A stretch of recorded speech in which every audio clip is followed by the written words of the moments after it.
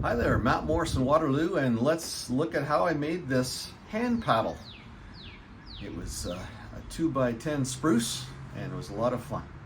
I started with looking at my own hand, and I said, I better take a picture of that, and then blow it up to the right size, and print it out, and then place it on a piece of 2x10. So here it is, sitting on the 2x10, ready for the jigsaw. So here's the beginning of the jigsaw, and let's turn off that volume so we can have a little conversation here. I'll speed this video up, of course, because it's simply jigsawing, but I'll mention that I do turn the oscillating feature off, which makes it cut much quicker. There's no need for the kind of accuracy that would otherwise be needed. And here we a little tricky cut right there around the edge, but it's starting to look a little bit like a paddle here. And I'll just continue here. We've got a traditional grip on the other end. And again, this is a spruce, a nice looking spruce, no knots, pretty straight grain. And I'll really speed this up so we can get to the end. And here comes the one side off and then the other side. And this was a cool moment. It's starting to look like a paddle. So now I'm holding my hand up and realizing I've got to get it thicker there. And I guess I would have ideally liked to use a thicker piece of wood, but okay, we'll do a glue up. So here I am cutting off the first little piece that's needed because the thumb really seems to need some height there, as well as part of the palm. And as soon as I put it on, I realized, okay, now I need another little piece. So I was using scraps, so yeah, it ended up being 2 pieces of wood. And once I was happy with the shape, it was then time to glue up this pair of pieces of wood, and away we went. I got glue on both sides, and then used some old clamps to clamp it together. And I usually let these sit for 24 hours. It's a good end of a project for the day, and let that dry. You can take the clamps off after an hour using Titebond 3, but I usually just leave it for the full 24 hours. So here I am now, a day later, gluing it together, the 2 pieces joining the main paddle. And again, Titebond 3, it's waterproof or water resistant, depending on how you read the information, but certainly it's a good choice for a paddle. We will be covering this with Minwax Spar Varnish, a glossy version, but for now, let's finish with the glue up. I'm using a 60-pound piece of LRT track here from the recent build in Kitchener-Waterloo. Once that dried, I got the power planer out, the hand planer, and I'm starting to take down some of the angles here just to rough it down. And it's interesting how it starts to take shape. It's kind of fun to see it look like a hand. Now I've switched to a grinder with a very aggressive wood abrasive disc on it, and then back to the planer as I realized the fingers need to be taken down. And I was learning a lot about the hand as I compared my hand to what I had created so far. The pencil, of course, helps me mark out what I should be doing, put on some of the finger joints, and then I think I'm going to flip it over and put some marks on the other side as well. Oh, here I'm still perfecting what I should be doing on the one side. But once I have these all marked on, then I'll go back to some more processing. There's a terrible joint there. Man, I had to fill that with a bunch of sawdust and the Titebond 3. Here I am using a little rotary tool with, I believe, a Kurzweil bit, and I'm trying to dig down in between the fingers there, and then back to the disc as I move the palm of the hand there, kind of bring it together. Now I've switched to a much quieter tool, draw knife with the bevel down actually, and I'm being careful with grain direction so I don't get split out. Here I'm carving off part of the thumb. In a moment I'll switch.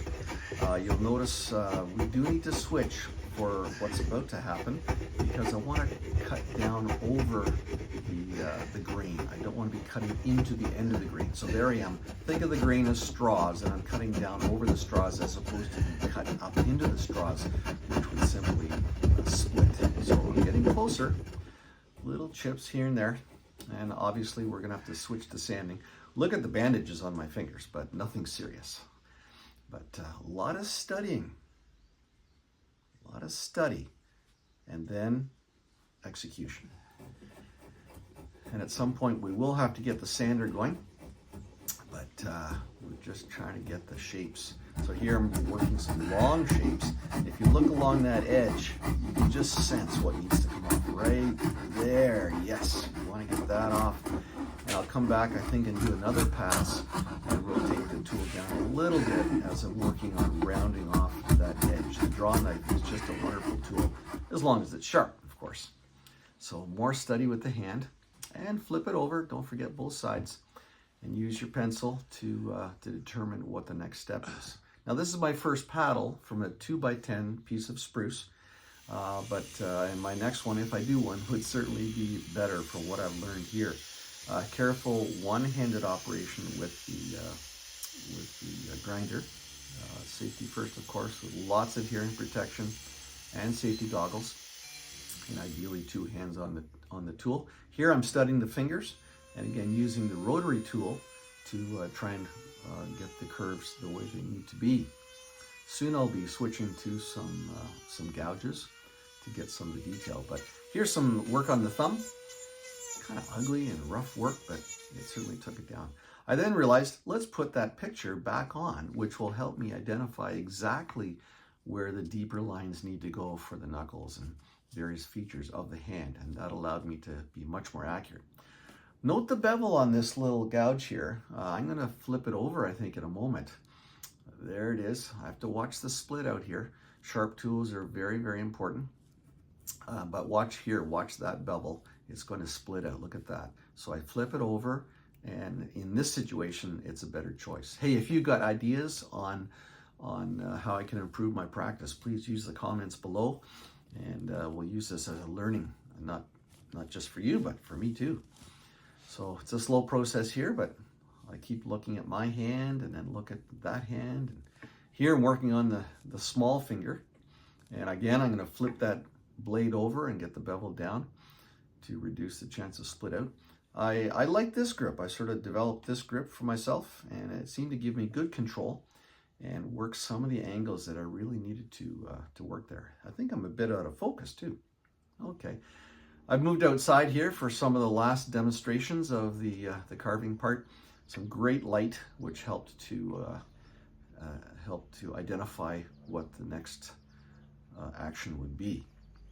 So we're going to finish this up and then get to the sanding. I keep talking about sanding, but it will come, and it's going to be fun to see it all appear. Okay, here's an 80 grit piece of paper stuck onto a piece of wood. I had sanded the piece of wood to round it a little bit. You'll see that in a moment. And then used that 2-part glue. There's the curve.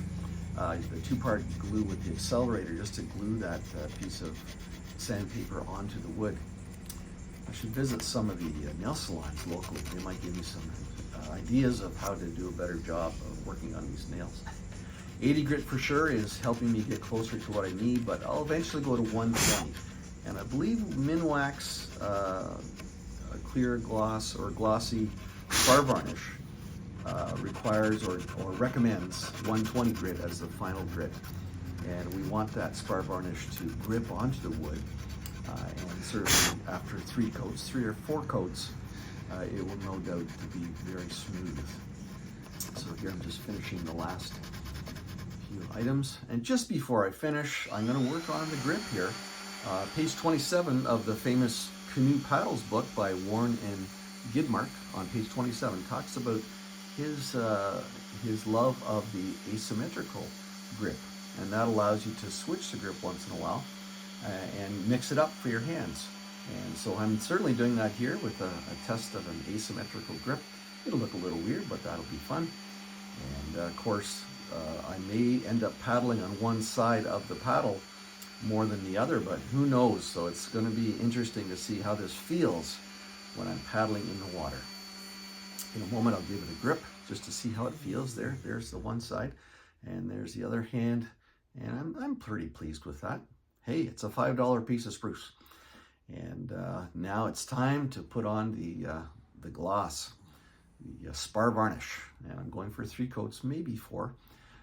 And it's certainly a fun part of the project where you start to see all these shapes pop, and it looks a bit like a hand. There, I've switched over to the other side with that funny transition. And soon I'll hang it in a tree and let it dry. And every 24 hours or so, it might be 4 hours, but I think I waited 24.